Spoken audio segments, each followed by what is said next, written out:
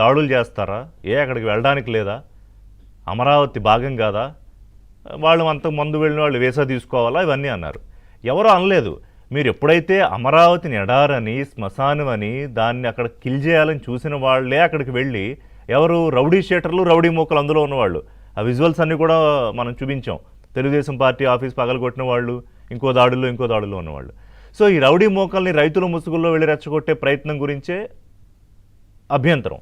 కానీ ఇవాళ అసలు అమరావతి లేదన్న వాళ్ళు, అమరావతి పరిరక్షణ ఏంటి, అమరావతి రైతుల పరిరక్షణ ఏంటి, ఈ డ్రామాలు ఏంటి చలసాని గారు? ఇప్పుడు పద్మగారు చెప్పినట్టు మొత్తం మళ్ళీ మేధావులు, ప్రభుత్వాలు, మీడియా, ప్రజలు ఒక్క మనిషి స్వార్థ రాజకీయం కోసం, only one person in the entire state మళ్ళీ మొదటికి వచ్చిందా? మళ్ళీ మొదటికి రావాలా శ్రీనివాస్ గారు?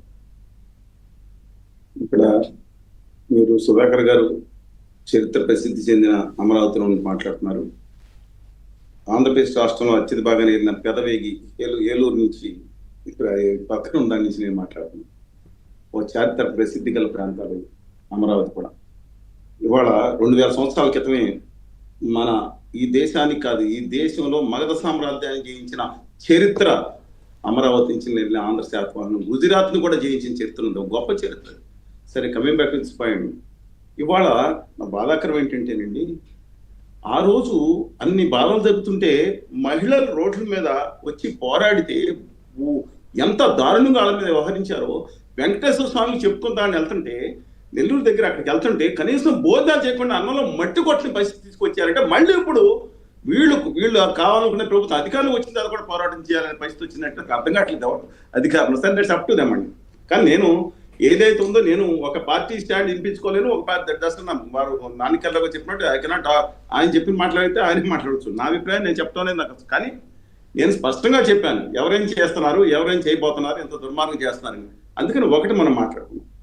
వాళ్ళ కేంద్ర ప్రభుత్వంలో కొన్ని మన టెక్నికల్ పాయింట్స్, కేంద్ర ప్రభుత్వంలో రేపొద్దున అధికారంలోకి వస్తే పార్లమెంట్లో ఇవాళ అసలు నాకు అర్థం కాదు కేంద్ర ప్రభుత్వం ఎందుకు నిలదీయలేకపోతున్నాం. ఆ రోజు 3 క్యాపిటల్స్ అన్న రోజున ఒక్క ఫోన్ కాల్ అమిత్ షా గారు చేసి మిస్టర్ జగన్ కీప్ క్వైట్ అంటే 2 నిమిషాలు ఆగిపోయి ఉండేది కదా. ఎవరి గురించి ఎవరు మాట్లాడుతున్నాం మనం? ఇవాళ అమరావతికి 15,000 కోట్ల రూపాయలు ఎంత స్పీడ్గా చేయాలి, మళ్ళీ దారి తప్పి రోడ్లతో వేస్తున్న అమరావతి ఏంటండి? ప్రపంచ చరిత్ర ఎక్కడుందండి? రోడ్లు వేస్తే రోడ్లు తోకుని వెళ్ళిపోతారా? మట్టి అమ్ముకుంటారా? ఎవరు అమ్ముకున్నారో తెలియదు. అలాంటి పరిస్థితిలో మళ్ళీ దాన్ని రైట్ ట్రాక్ లో పెడతాను, తిప్పలు పడతాను. ఎస్, కానీ దాంట్లో తప్పులు చేస్తే ఖచ్చితంగా విమర్శిస్తుందని చెప్పే హక్కు ఎవరికి లేదు. ఖచ్చితంగా దాంట్లో పొరపాటు తిన్న అవినీతిని విమర్శిస్తాం. కానీ వాళ్ళు జరుగుతుంది ఏంటో తెలుసా అండి? 15,000 కోట్లు మొదటి సంవత్సరం రావాలి, 2వ సంవత్సరం 15,000 కోట్లు, ఈ 4 ఏళ్ళు 15,000 కోట్ల చొప్పున గ్రాంట్ ఇస్తామని చెప్తే ఒక 1,500 కోట్లు 18,000 కోట్లు ముష్టి కింద నిధులిస్తే నానా తిప్పలు పడతారు. రాష్ట్ర ప్రభుత్వం అక్కడికి వెళ్ళి అప్పు తీసుకొచ్చి కడతా ఉంటే కేంద్ర ప్రభుత్వాన్ని కూడా నిలదీయాలి కదండి. అంటే కేంద్ర ప్రభుత్వ సహకారం ప్రతిపక్షాలకు లేదా?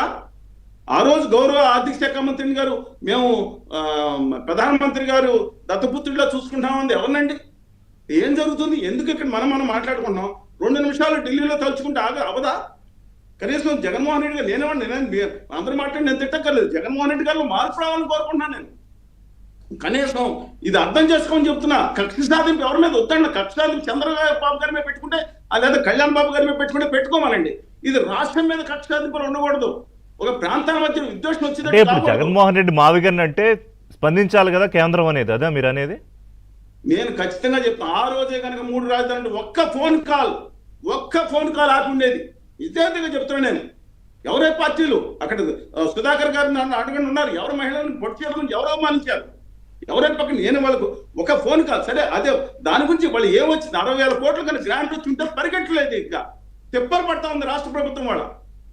సరే, అదొక పాయింట్. 2వ పాయింట్ ఏంటంటే, నేను ఆయనకి చెప్పడం అంటే మనం ఎవరికి చెప్తాం?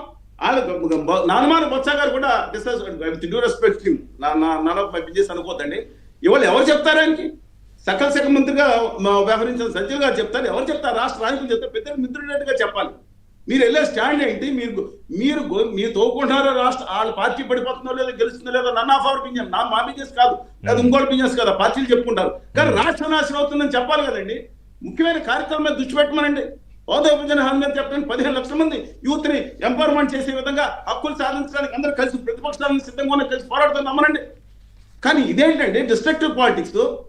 ఒక ఎవరో మనిషి మాట్లాడితే రప్ప అంటే ఎస్, వాళ్ళ రాష్ట్రంలో 70% మిడిల్ క్లాస్ ఉన్నారు. నేను అది కోరుతున్నా. దయచేసి నేను హంబుల్ రిక్వెస్ట్, రాష్ట్రంలో మనం మళ్ళీ ఇంకో విధానం కింద వెళ్ళడం మంచి పద్ధతి కాదండి.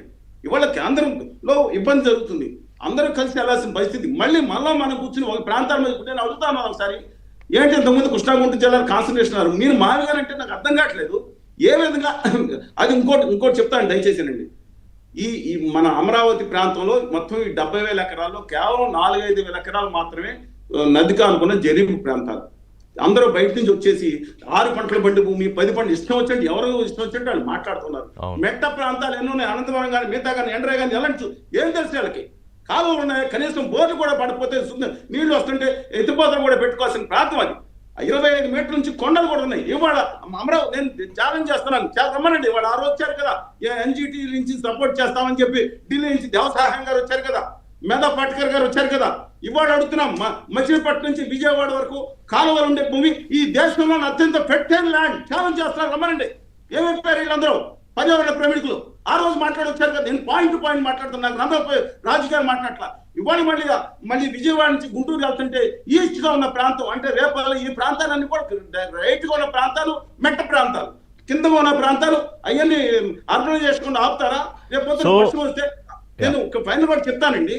మన మచిలీపట్నం అనేది అద్భుతమైన నౌకాశ్రయంగా డెవలప్ చేయాలి, లాజిస్టిక్ కేంద్రంగా బ్రహ్మాండమైన ఉపాధి కేంద్రంగా డెవలప్ చేయాలి. కానీ అక్కడ ఇంతకు ముందు వర్షం వస్తే, తుఫాన్ వస్తే 1,000 మంది చనిపోయారు కదా, 23,000 మంది బ్రిటిష్ న్యాయంలో చనిపోయారు తెలుసు. అది అంతా 8 మీటర్ల లోపు అండి. విజయవాడ నుంచి మనం మచిలీపట్నం ఎంత అంటే 7-8 మీటర్ల లోపు ఉంటుంది. సముద్ర మట్టానికి ఏమైనా వచ్చిన ఇబ్బంది జరుగుతుంది. అద్భుతమైన పంటలు ఇవాళ ఆహార పద్ధతి దెబ్బతింటుంది. అమరావతి కాదు చలసాని గారు, మీరు చెప్పింది నాకు అర్థమైంది. ఇప్పుడు రాష్ట్ర పునర్నిర్మాణం జరుగుతోంది, అందులో రాజధాని ఒక భాగం. విశాఖపట్నంలో బ్రహ్మాండమైన కంపెనీలు అభివృద్ధి జరుగుతుంది. కాదు రాయలసీమ ఒకటి జరుగుతుంది. ఒక